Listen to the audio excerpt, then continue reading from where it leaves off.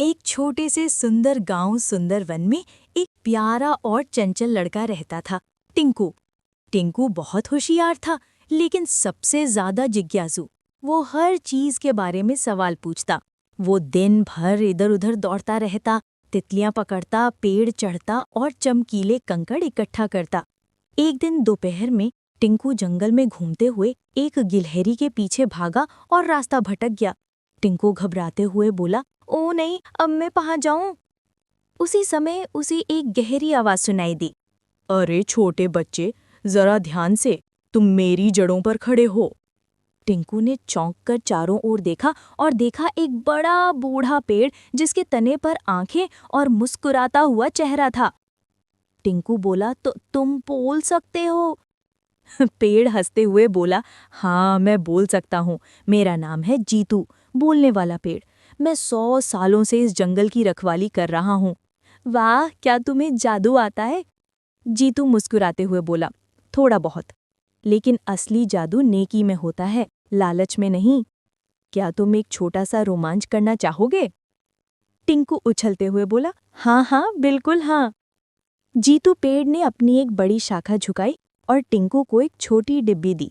उसके अंदर थे 3 चमकते हुए सुनहरे बीज। जीतू बोला, इन 3 बीजों को 3 अलग-अलग जगह पर बोना।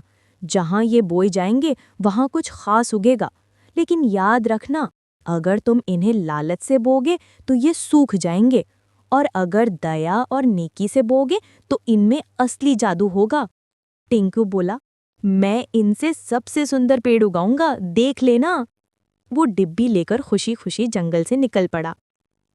टिंकू नदी किनारे पहुंचा। वो सोचने लगा, अगर मैं यहाँ बीज बो दूं तो शायद सोने के फल वाला पेड़ उग जाए। फिर मैं बहुत अमीर बन जाऊंगा, साइकिल, मिठाई, सब कुछ।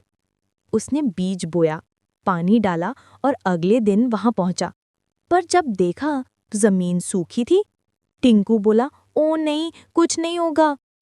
वो जीतू के पास भागा। जीतू धीरे से बोला, टिंकू, जादू लालच के लिए नहीं होता। जब तक दिल में भलाई नहीं होगी, बीज नहीं उगेंगे। टिंकू, ठीक है, मैं फिर से कोशिश करूंगा। अगले दिन टिंकू स्कूल के मैदान में गया। वहां बच्चे धूप में खेलते थे और जल्दी थक जाते थे। टिंकू ने सोचा, काश यहाँ एक बड़ा पेड़ होता ताकि सब छांव में खेल सकें। उसने दूसरा बीज बोया और कहा, हे बीज, मेरे दोस्तों के लिए बड़ा पेड़ बनना। अगले दिन वहां एक बड़ा हरा भरा पेड़ उगाया। बच्चे खुशी से झूम उठे। दोस्त बोले, वाह टिंकू, ये पेड़ तूने लगाया? टिंकू बोला, हाँ। टिंकू को अंदर से बहुत अच्छा लगा, क्योंकि उसने किसी और के लिए कुछ अच्छा किया था। अब सिर्फ एक बीज बचा था। टिंकू सोचने लगा, मैं कुछ ऐसा करूं कि पूरे गांव को खुशी मिले। वो गांव के बीचों बीच गया और वहां बीज बो दिया। हर दिन पानी देता और प्यार से बोलता, तू बड़ा होकर सबकी मदद करना।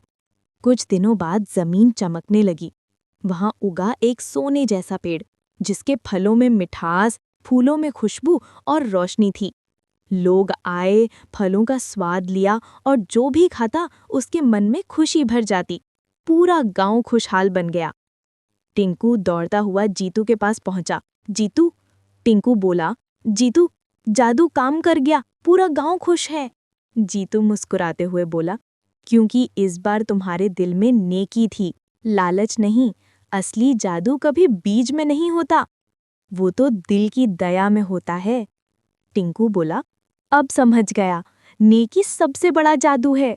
जीतू ने मुस्कुराते हुए कहा, हमेशा याद रखना बेटा, जब तुम किसी के लिए अच्छा करते हो तो दुनिया और भी सुंदर बन जाती है। दया ही सबसे बड़ा जादू है। कहानी की सीख, असली जादू दया और अच्छे कामों में है। जब आप दूसरों की मदद करते हो तो खुशियां आपके पास भी आती हैं।